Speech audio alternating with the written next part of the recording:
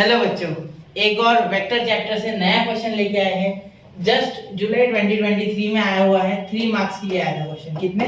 For 3 marks बेटा। ठीक है, तो अगर क्वेश्चन आप देखोगे तो बहुत ही इजी क्वेश्चन है। सिर्फ बच्चा पैनिक हो जाता है देख के। ठीक है, एक्चुअली है कुछ नहीं जाता।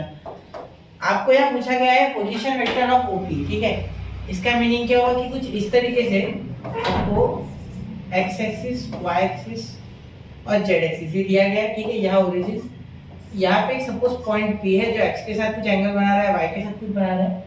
एक्स के साथ बना रहा है 45, ठीक है, वाई के साथ बना रहा है बेटा वो 60 और जेड के साथ हमें नहीं पता कितना बना रहा है। ठीक है, तो हमें एंगल एक्चुअली निकालना नहीं है, हमें कंपोनेंट निकालना है। ठीक है, वो कंपोनेंट क्या होता है मैं बताता हूँ आपको साथ साथ में। ठीक है, देखिए ओपी आपको 12 दिया गया है, मतलब magnitude of OP is 12। Magnitude of OP is बेटा 12। ठीक है, तो ये क्वेश्चन मुश्किल नहीं है, सिर्फ आपको थोड़ा सोचना होगा यहाँ सबसे पहले कि क्या करना क्या एक्चुअली हमें है ना। ओपी का यूनिट पोजीशन वेक्टर निकालना है।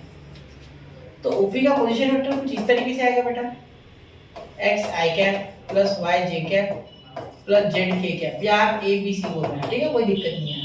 क्लियर? चलिए, तो सबसे पहले बोलेंगे let position vector of OP bar B P bar. मैं पी बार बोल देता हूँ, पोजीशन वेक्टर है। ठीक है, पोजीशन वेक्टर में शॉर्ट में लिखा। ठीक है, चलिए, तो अब यहाँ क्या होता है बेटा, ये डायरेक्शन कोसाइंस है। देखो ये 60 डिग्री का एंगल, 45 डिग्री का एंगल और जेड निकालने की बहुत ही आसानी से मैं बोल सकता हूँ L square plus M square plus N square equal 1। ठीक है बच्चा, तो यहाँ अगर आप ध्यान दोगे तो ये एल जो है बेटा that is your cos alpha जो कि एक्स एक्सिस के साथ बनता है।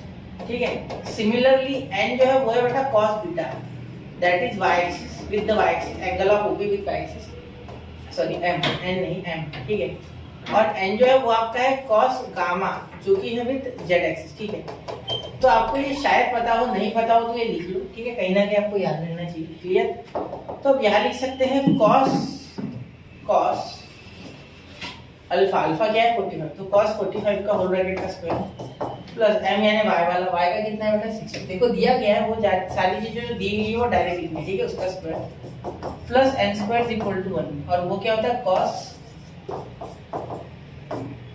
गामा का कॉस स्क्वायर गामा लिखो, या कॉस गामा का होल ब्रैकेट का स्क्वायर भी लिख सकते थे, लेकिन इसका मीनिंग और इसका मीनिंग सेम होता है। ठीक है, देखो कॉस स्क्वायर थीटा लिखा जाए या कॉस थीटा का होल ब्रैकेट स्क्वायर लिखा जाए दैट इज सेम। ठीक है, बट अगर कॉस थीटा का स्क्वायर लिखोगे तो गलत है, ये एंगल का स्क्वायर है, फंक्शन का नहीं। ठीक है, चलिए ये समझ गए, आपको पता होगा। या देखो 1/√2 आएगा, उसका स्क्वायर होगा, इसका मीनिंग होगा 1/2। क्या होगा 1/2। ठीक है, प्लस cos 60 का क्या होता है 1/2, तो 1/2 का स्क्वायर बेटा 1/4 क्या होता है 1/4 बिल्कुल। और यहाँ cos स्क्वायर गामा वैसे का वैसा इज इक्वल टू 1। ठीक है, अब ये इधर जाएगा माइनस में, तो क्या हो जाएगा ध्यान देना,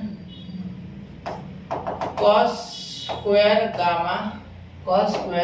gamma is equal to 1 minus 1/2 minus 1/2 1 minus 1/2 minus 1/2। ठीक है, अब आप एलसीएम लोगे ना तो आपको cos स्क्वायर गामा आपको मिलेगा 1/4। ठीक है, मैं कैसे बोल रहा हूँ देखो, यहाँ ऊपर नीचे 4 से मल्टीप्लाई करो, यहाँ भी 4 यहाँ भी 4, यहाँ 2 यहाँ 4। ठीक है, तो 4 आ जाएगा, 2 माइनस 2 माइनस 1 तो 4 माइनस 3 हो जाएगा। ठीक है, आप इसे सॉल्व करके देखना एलसीएम लेके, या एलसीएम नहीं जानता तो क्रॉस मल्टीप्लाई 4 1 जा 4 2 1 जा 2। ठीक है, 4 2 जा 8, फिर 8 1 जा 8, फिर यहाँ 8 1 जा 8, तो 8 माइनस 4 माइनस 2 आएगा। ठीक है, समझ लो, तो इस तरीके से आप सॉल्व कर सकते हो, तो taking square root of both side. ठीक है बच्चा, तो क्या हो जाएगा, ये लिखना भी नहीं, वैसे कोई लिखा नहीं, कोई दिक्कत नहीं। ठीक है, तो cos gamma is equal two plus minus 1/2। Okay बच्चा, तो आपको यही चाहिए था, cos गामा ही आपको चाहिए था प्लस माइनस 1/2। क्या चाहिए, cos gamma is equal two plus minus 1/2। Clear? ठीक है, चलिए तो शुरू करें आगे।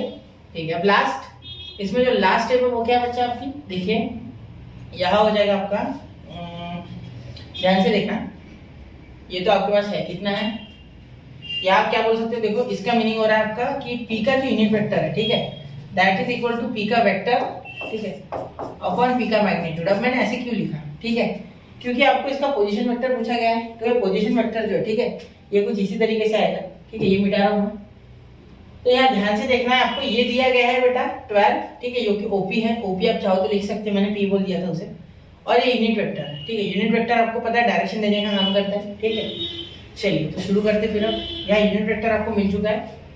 यहाँ है आपकी वैल्यू 1/2, सॉरी कहा गया 1/2 और 1/2, क्योंकि cos 45 देखो क्या हो जाएगा, p का जो वेक्टर है आपका, ठीक है, p बार वो आ जाएगा, या ओपी बोल दो आप, कोई दिक्कत नहीं, ओपी बोलो आप फिलहाल, ठीक है, आपको नहीं समझ रहा है तो। यहाँ p का मैग्नीट्यूड इधर गया है, ठीक है, जो कि क्या है, और यहाँ p का डायरेक्शन, ठीक है, तो उसका क्या मैग्नीट्यूड है 12। इसका डायरेक्शन किस तरीके से, तो देखो cos 45, cos 60 और cos कितना है आपका, cos ये 1/2 यानी आपका वापस से 60 आएगा, ठीक, प्लस माइनस में, तो वो छोड़ो, ठीक है। तो cos 45 क्या होता है बेटा, 1/2 आई कैप, ठीक है, जो कि x में है, ठीक है, ये x में है, और ये क्या है 1/2 j कैप, ठीक है, फिर उसके बाद प्लस माइनस 1/2, देखो प्लस माइनस दोनों लिखना होगा, ठीक है।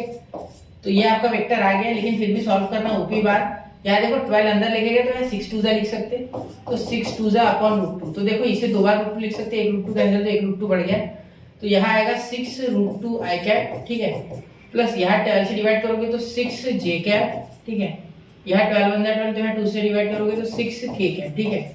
चलिए तो यहाँ आपका इसका आंसर पूरा क्लियर आ चुका है, ठीक है, प्लस माइनस है, प्लस माइनस है, ठीक है, दोनों देना क्योंकि आप स्क्वायर रूट कर रहे हो, ठीक है, तो दोनों साइन अनिवार्य है देना, ठीक है। ये समझ लो कि ये हमने क्या किया, यूनिट वेक्टर डायरेक्शन के लिए था वो हमने लिख लिया, ठीक है, cos बीटा, cos गामा और cos अल्फा, ठीक है, alpha with x, beta with y and gamma with z, ये जनरली होता है, ठीक है।